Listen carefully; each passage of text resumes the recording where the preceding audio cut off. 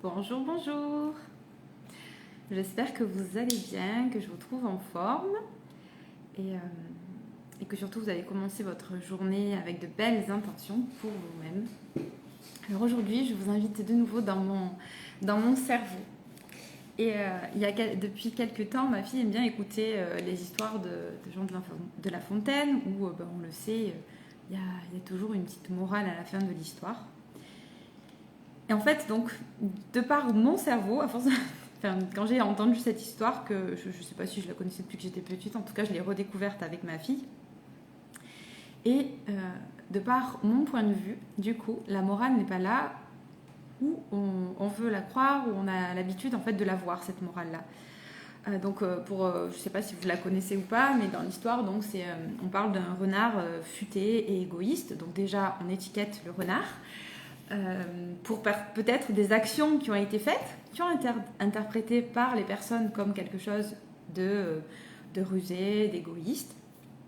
Donc déjà, le renard d'entrée, au début de l'histoire, il est déjà étiqueté. Donc il doit rentrer dans un moule, dans une case de, voilà, lui c'est l'égoïste de service. Et un peu futé, voilà. Coucou Christelle. Et, euh, et donc, on parle de lui comme ça. Et donc on dit que du coup plus personne ne veut être ami avec lui, parce qu'il fait des coups à tout le monde. Déjà c'est intéressant de se demander pourquoi il fait ces actions-là et qu'est-ce qui le mène à faire que les gens s'éloignent aussi déjà. Et donc finalement il se retrouve tout seul et il se met aux abords de la forêt et il y a une cigogne qui vient s'installer, je crois à la fin de l'été près de lui, ou au début de l'hiver, enfin, je sais plus. Et donc elle lui dit je veux bien être ton amie, mais c'est pas toi le renard futé et égoïste. Donc déjà même elle qui vient d'arriver, elle prend l'étiquette déjà dont elle a dû entendre parler, alors qu'elle n'a pas vécu elle-même quoi que ce soit avec cette personne, mais déjà elle l'a catégorisée. Donc moi, de mon point de vue, ça c'est déjà pas la situation idéale. Et on va voir que d'ailleurs dans l'histoire, ça l'amène à agir, pour moi, pas de la bonne manière. C'est-à-dire qu'en fait, donc quand ils commencent à être copains, le renard invite donc la cigogne et lui sert à manger. Moi, je trouve que c'est plutôt sympathique. Hein, il l'invite pour pouvoir être avec elle, il l'invite à manger.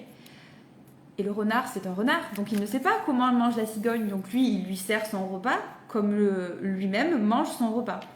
Et là, donc, la cigogne, elle en veut, elle dit au renard, oui, c'est pas normal. Enfin, dans sa tête, elle se dit que c'est pas normal, qu'il mériterait une bonne leçon parce que du coup, elle a pas pu manger.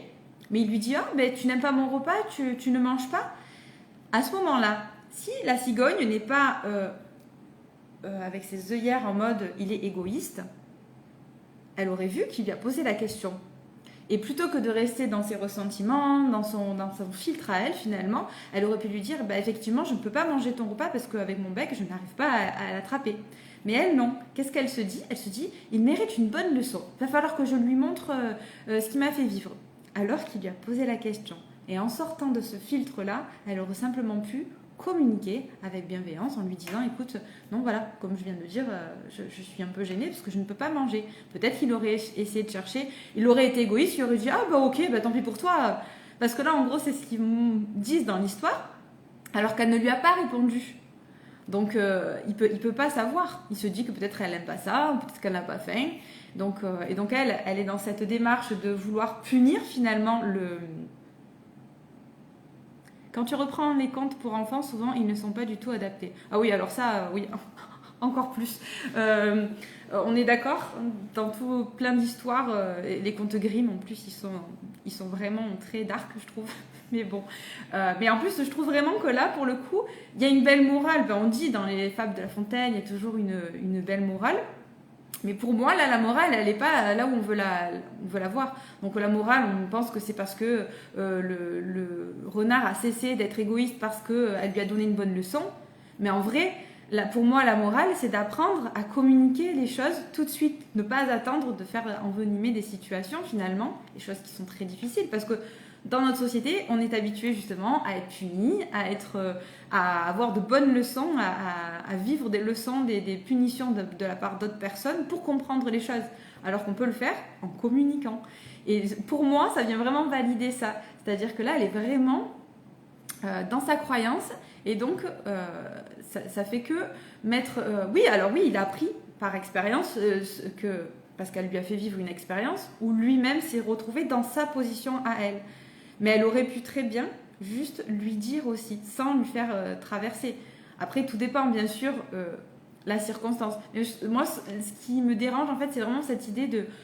c'est pas juste je vais lui faire vivre une expérience, c'est vraiment il mérite une bonne leçon, je vais lui. Enfin, c'est les mots qu'ils utilisent dans l'histoire et dans toutes les histoires d'ailleurs, parce qu'à chaque fois qu'elle recommence, à chaque fois elle mérite une bonne leçon. Et je me suis aperçue parce que ma fille, dernièrement, elle me l'a sortie plusieurs fois cette phrase-là.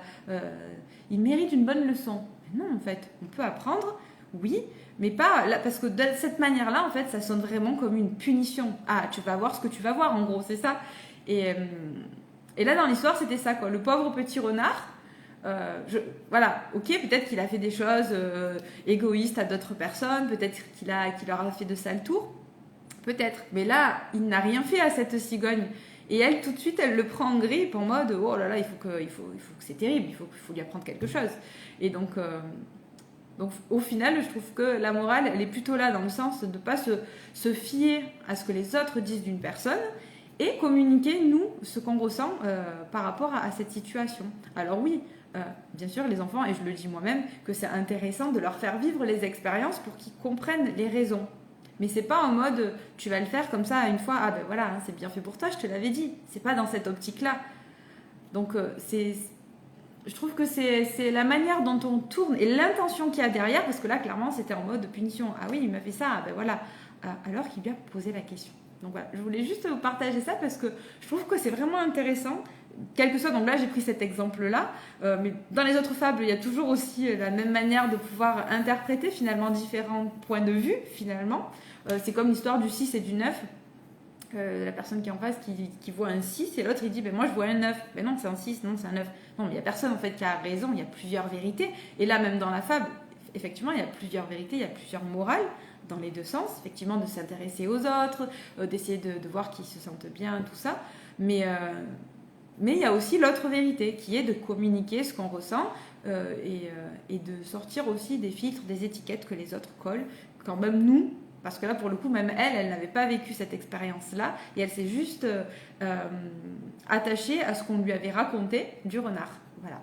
Donc, je serais curieuse d'avoir vos retours sur peut-être même d'autres histoires. Mais dans tous les cas, voilà, de prendre conscience toujours, quand on vit une situation, de sortir de ce regard-là. Et ça, c'est très, très vrai vis-à-vis des enfants. Tous les actes des enfants, on les catégorise toujours comme « Ah, il est timide. Ah, il est ceci. Ah, il est cela. » Et du coup, le fait de dire ça, « Ah, c'est un menteur. » Alors lui, c'est vraiment un menteur parce que l'enfant, il est dans son imaginaire. Il raconte des choses qui lui font plaisir ou qu'il aimerait, qui lui arrivent et il dit « Ah, ben voilà, on a mangé plein de bonbons, il y avait ça et tout. » Ah oui? Ah, ça, c'est ce que tu aurais aimé peut-être. Oui, c'est vrai que ça m'aurait plu, hein. C'est pas vraiment ce qui est arrivé, mais ça aurait été trop bien, la maman. Oui, ça aurait été trop bien. Voilà. Est-ce que si tout de suite je me dis, ah mais c'est un mensonge ça le catégorise. Allez, lui c'est le menteur. Et du coup, au lieu d'aller chercher, de jouer et de lui faire comprendre que parce que lui, il n'a pas trop cette capacité encore, il se laisse un peu jouer, tout ce qui est réel, irréel, il reste dans ce monde. Si on sort simplement en jouant avec lui, en disant « Ah, ça, c'est ce que tu aimerais qu'on imagine qu'il se passe ça. » En disant qu'on imagine qu'il se passe ça, ah, ça serait génial. C'est totalement différent, en fait. Donc ça, c'est hyper important de toujours prendre de la distance, de sortir de l'étiquette de ce qu'on pense de la personne, des agissements qu'ils peuvent avoir, et pour peut-être rentrer dans le monde, pour peut-être jouer avec... et communiquer de manière positive et bienveillante en disant ce qu'on ressent aussi, parce que c'est très juste. Et ça, j'en parlais aussi souvent quand on parle de parentalité respectueuse, positive, consciente, on pense qu'on ne peut pas être agacé, qu'on ne peut pas être énervé, ou qu'on peut pas... Non, on a le droit de vivre nos émotions. Au contraire, on apprend à les exprimer de manière saine pour que ça serve à tout le monde, soi-même pour satisfaire nos besoins, à nos enfants pour qu'ils apprennent eux-mêmes à traverser les leurs. Donc c'est hyper important de faire ce travail-là.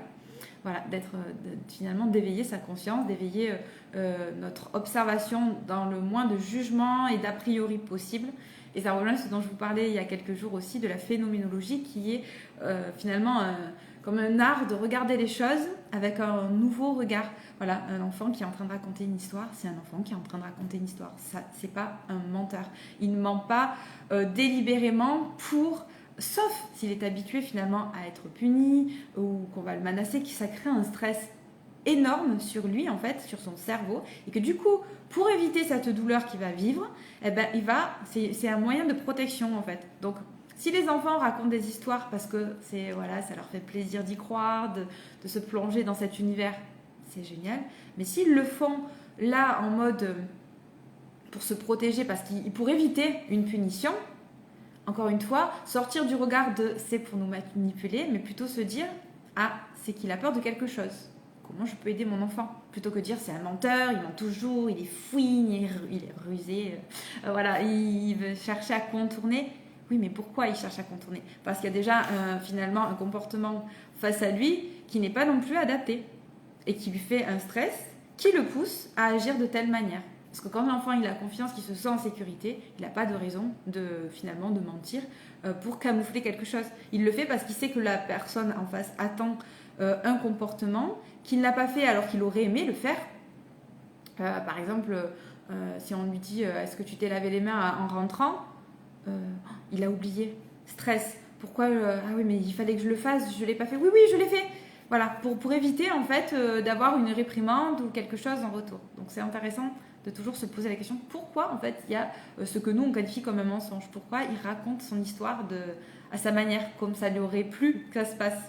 Est-ce que c'est parce qu'il a peur ou est-ce que c'est juste parce que ça lui fait plaisir d'être dans cet imaginaire-là? Voilà ce que je voulais vous dire aujourd'hui et je vous souhaite une très belle journée.